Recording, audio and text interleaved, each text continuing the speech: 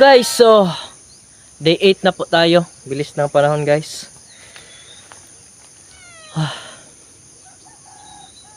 Napag-isipan ko guys kasi yung mga ginagawa ko pong mga video hindi nagbo-boost, kaya medyo nahihinaan ako ng loob sa pag-upload palagi ng videos. Kasi nga hindi na naman dumagdag yung mga followers ko, ganun. So iwan ko kung sayang ba ito sa efforts ko, pero siguro kailangan ko lang talaga itong ipagpatuloy kasi baka mapansin ni Facebook yung mga videos ko, tapos yun, siya nang bahala na gumawa ng paraan na magbo-boost yung mga videos ko. So ito guys, from day 8 kahapon kasi pumunta tayo doon sa tuktok. So ngayon pupunta ulit tayo rin guys, kasi nga may nakita akong magandang tanawin. So abangan nyo guys, let's go. Yo guys, so dito paakyat pa lang ako guys. Dito ako dumaan ngayon sa kabila, kasi kahapon doon rin ako sa kabila dumaan. Kaso maraming damo doon, saka mabasa pa yung mga damo doon. Kasi nga agang-aga pa ngayon, hindi pa nga ako nag-aagahan kasi nga para pakita sa inyo yung view dito sa tuktok ng bukid namin kapag hindi mainit. Ngayon sumisikat na sana yung araw ngayon, kaso dahil sa hamog, kaya yun, hindi siya kaagad sumikat. Dito guys, dito ako dumaan. Tingnan nyo ang paligid guys. Yun, sobrang ganda po dito guys. Hindi pa nga ako nakapunta sa tuktok dito pa lang. So malapit na ako guys. At dito nga ay hindi na ako nagja-jogging, kung hindi tumakbo na tuloy ako. Joke lang, i-speed ko lang ito kasi nga para madali lang tayo makaabot sa tuktok. Kasi pati ako na-excite na rin kaya ito binilisan ko na lang yung pagtatakbo ko. Saka may kalabaw pa doon.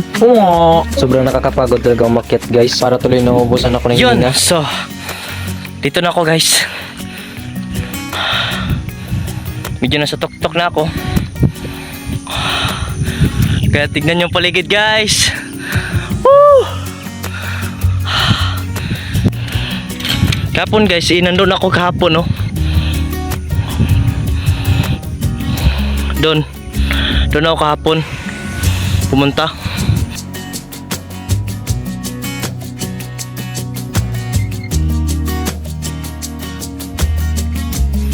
Tignan nyo ang ganda ng paligid guys.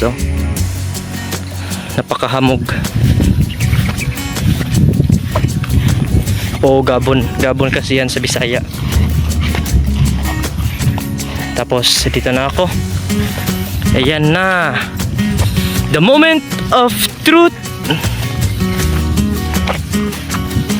Yun, ganda guys, ganda. Sobrang napakaganda. Wow. Yun yung mga hamog.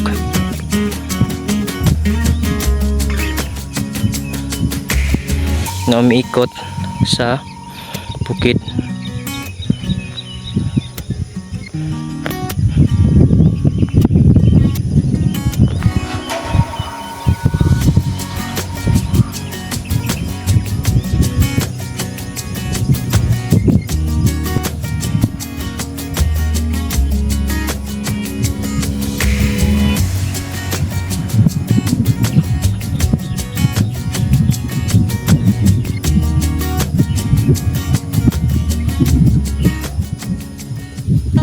Yun po yung magandang tanawin dito guys.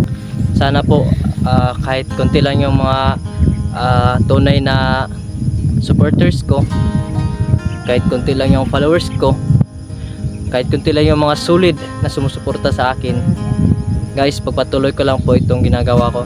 Kaya sana nga patuloy lang din po kayong sumusuporta sa akin, kahit minsan mahirap yung mga ginagawa ko mga videos, pero ginagawa ko pa rin para lang naman na maka-upload ako, tapos ganun na makita nyo rin yung mga videos ko. Kasi sobrang hirap po dito sa bukid, lalo na taga rito ka, sobrang hirap po dito guys. Kaya gusto ko po ipakita sa inyo ang mga mararanasan dito sa buhay pamamukid guys.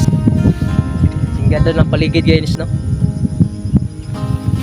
Hindi ko talaga lubos sa kalain guys na darating ako sa point na ganito na gumagawa ako ng mga content ko yun, tapos biglang may sumusuporta sa akin, ganun.